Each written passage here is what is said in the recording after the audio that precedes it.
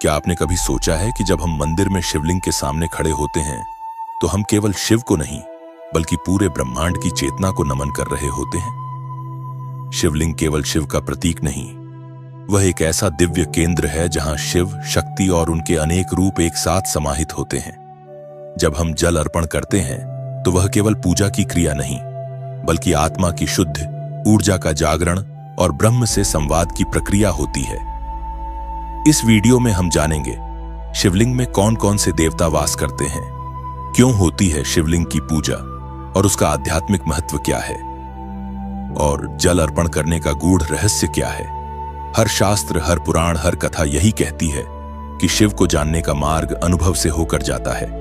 तो आइए उस अनुभव की ओर बढ़ें जहां ज्ञान और भक्ति एक हो जाते हैं। जानें शिवलिंग के भीतर छुपे हुए दिव्य रहस्य और उसे समझें उस रूप में जिसे न केवल आंखें देखती हैं बल्कि आत्मा महसूस करती है।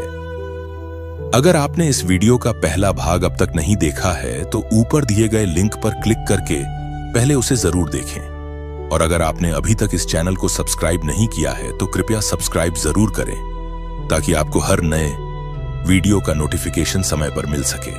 आइए जानते हैं शिवलिंग में कौन कौन से देवता निवास करते हैं और क्यों यह केवल शिव का प्रतीक नहीं बल्कि समस्त ब्रह्मांडीय शक्तियों का केंद्र माना जाता है। जब हम मंदिर में शिवलिंग के सामने खड़े होते हैं तो हमारी आंखें केवल एक गोलाकार पत्थर को नहीं देखती बल्कि एक ऐसी दिव्य संरचना को नमन करती हैं जिसमें शिव, शक्ति, ब्रह्मा, विष्णु, गणेश, कार्तिकेय, सूर्य, चंद्रमा और नवग्रहों तक सभी की ऊर्जाएं समाहित होती हैं। शास्त्रों में वर्णन आता है कि शिवलिंग का ऊपरी गोल भाग, जिसे हम लिंगम कहते हैं, वह स्वयं शिव की परम चेतना का प्रतीक है।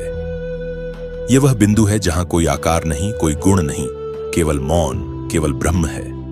वहीं उसके नीचे स्थित आधार, जिसे पीठिका या योनिपीठ कहा जाता है, शक्ति का रूप है, वही पार्वती, जिससे सृष्टि की क्रिया आरंभ होती है। शिव और शक्ति का यह मिलन ही जीवन की मूल ऊर्जा को जन्म देता है। लेकिन शिवलिंग की संरचना यहीं तक सीमित नहीं।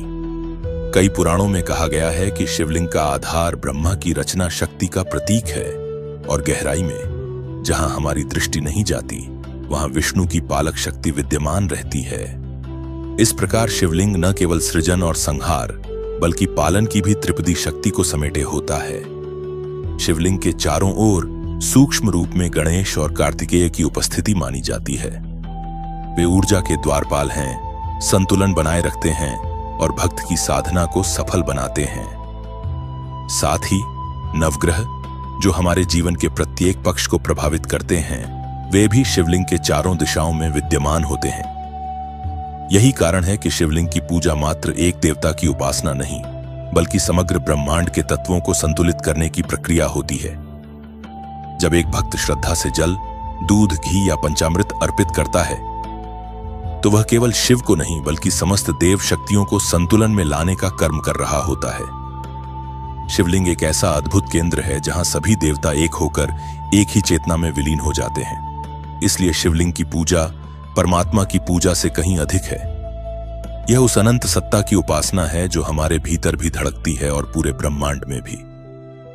आइए जानते हैं शिवलिंग की पूजा क्यों की जाती है। यह प्रश्न जितना साधारण लगता है, उत्तर उतना ही गहरा और आत्मा को छू लेने वाला है। शिवलिंग की पूजा केवल एक धार्मिक परंपरा नहीं, यह आत्मा और परमात्मा के बीच का संवाद है।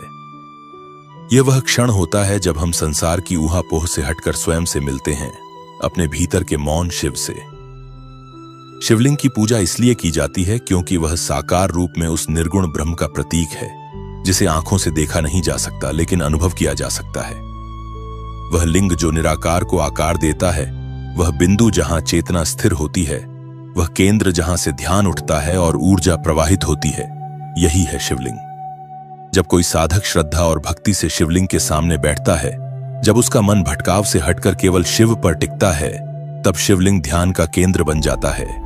उस क्षण एक साधारण मन भी ध्यान की ऊंचाइयों को छूने लगता है। यह साधना उसे भीतर से शांत करती है और भीतर की गहराइयों में छिपे दोषों को धोती है। शिवलिंग की पूजा केवल आत्मिक संतुलन का साधन नहीं, यह पापों के प्रायश्चित का माध्यम भी है।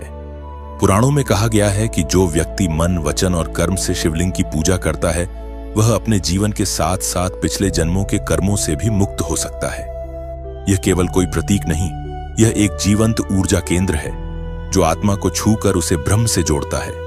जब हम शिव को पूजते हैं, हम केवल उनकी सृष्टि या संहार शक्ति की वंदना नहीं कर रहे होते, हम स्वयं को जीवन के संतुलन के प्रति समर्पित कर रहे होते हैं। क्योंकि शिव केवल विनाश नहीं, वे उस सृजन की भी शुरुआत हैं जो हर अंत के बाद आता है।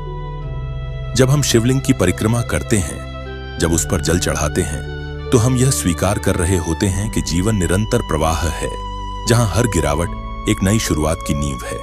और फिर आता है वह भाव जहां मैं समाप्त होता है और वह शुरू होता है, जहां साधक और ईश्वर में कोई भेद नहीं रह जाता, केवल एक ही अनुभूति बचती है, मैं शिव हूं।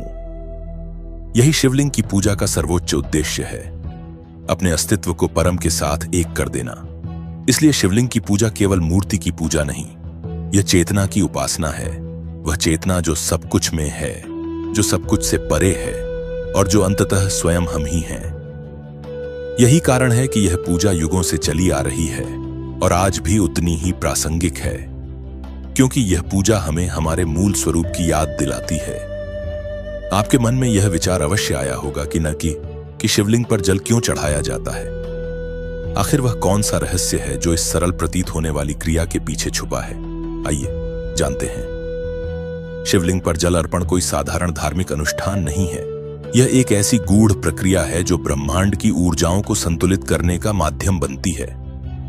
आपने देखा होगा, विशेषकर सावन के महीने में, कैसे भक्तगण सुबह सुबह गंगाजल लेकर शिवालय पहुंचते हैं और श्रद्धा से शिवलिंग पर अर्पण करते हैं। यह दृश्य जितना भावुक होता है, उतना ही गहन उसका आध्यात्मिक आधार भी होता है। शिव वह अग्नि का स्वरूप है। उनका तेज इतना प्रबल है कि संपूर्ण सृष्टि उसी से प्रकाशित होती है। किंतु यह अग्नि जब असंतुलित होती है तो विनाशकारी हो जाती है। जल उस अग्नि को संतुलित करता है। यही कारण है कि शिवलिंग पर जल चढ़ाने की परंपरा सदियों से चली आ रही है। यह केवल शिव को शांत करने की क्रिया नहीं, बल्कि यह उस ब्रह्मांडीय संतुलन का प्रतीक है जो सृष्टि को स्थिर रखता है। जब कोई भक्त अपने दोनों हाथों में जल भरकर ध्यानपूर्वक शिव को अर्पित करता है, तब वह केवल एक पवित्र जलधारा नहीं बहा रहा होता, वह अपने भीतर के ताप, अपने विकार, अपनी कुंठाएं, अपने अहंकार को भी उस जल के साथ बहा देता है।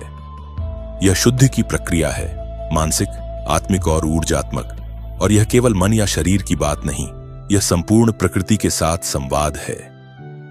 जल पंचतत्वों में से एक है। जब हम शिवलिंग पर जल चढ़ाते हैं तो यह एक संकेत होता है कि हम अपने अस्तित्व को पृथ्वी, जल, अग्नि, वायु और आकाश, इन 5 तत्वों के माध्यम से समर्पित कर रहे हैं। यह संपूर्ण आत्मसमर्पण का भाव है। शास्त्रों में कहा गया है कि जब कोई भक्त शुद्ध मन से शिवलिंग पर जल अर्पित करता है तो उसी क्षण उसके पाप जल की बूंदों की तरह बह जाते हैं। यह प्रक्रिया जितनी सरल दिखाई देती है, उतनी ही गहरी है, क्योंकि इसमें केवल हाथ नहीं लगते, हृदय जुड़ता है। हर बूंद जो शिवलिंग से टकराती है, वह हमारी भावनाओं की भाषा होती है, एक मौन प्रार्थना जो बिना बोले भी शिव तक पहुंच जाती है। इसलिए जब आप अगली बार शिवलिंग पर जल अर्पित करें तो बस इतना याद रखिए, आप किसी मूर्ति पर जल नहीं चढ़ा रहे, आप ब्रह्मांड के सबसे ऊर्जावान केंद्र से संवाद कर रहे हैं। यह जल वह पुल है जो आपकी आत्मा को शिव से जोड़ता है। यही कारण है कि यह परंपरा आज भी उतनी ही जीवंत है जितनी युगों पहले थी, क्योंकि यह परंपरा केवल एक विधि नहीं, एक अनुभूति है। शिवलिंग कोई साधारण मूर्ति नहीं, यह ब्रह्मांड का प्रतीक है। इसमें न केवल शिव और शक्ति, बल्कि ब्रह्मा, विष्णु, गणेश, कार्तिकेय और नवग्रहों की चेतना भी समाहित होती है। जब हम शिवलिंग की पूजा करते हैं तो हम एक ही साथ अनेक देवताओं की आराधना कर रहे होते हैं। यह ज्ञान कोई कथा नहीं, यह अनुभव है। और यह अनुभव तभी पूर्ण होता है जब हम शिव को केवल पूजें नहीं, उन्हें अपने भीतर महसूस करें। अब प्रश्न आपसे, क्या आपने कभी शिवलिंग को इस दृष्टि से देखा है? अगर नहीं, तो अगली बार जब आप शिवलिंग के सामने खड़े हों तो यह याद रखें, आप केवल एक पत्थर को नहीं, ब्रह्मांड के संपूर्ण ज्ञान को नमन कर रहे हैं। और अगर आपको यह विषय गहराई से जानने की इच्छा है तो क्या आप चाहते हैं पार्ट 3, जहां हम विस्तार से जानेंगे शिवलिंग से जुड़े रहस्यमयी रुद्राभिषेक, पंचामृत पूजन और चंद्र ऊर्जा का प्रभाव? तो कृपया नीचे कमेंट में लिखें, पार्ट 3 चाहिए। आपके सुझाव और समर्थन से ही यह आध्यात्मिक यात्रा आगे बढ़ेगी। शिव की कृपा आप पर सदैव बनी रहे। ओम नमः शिवाय।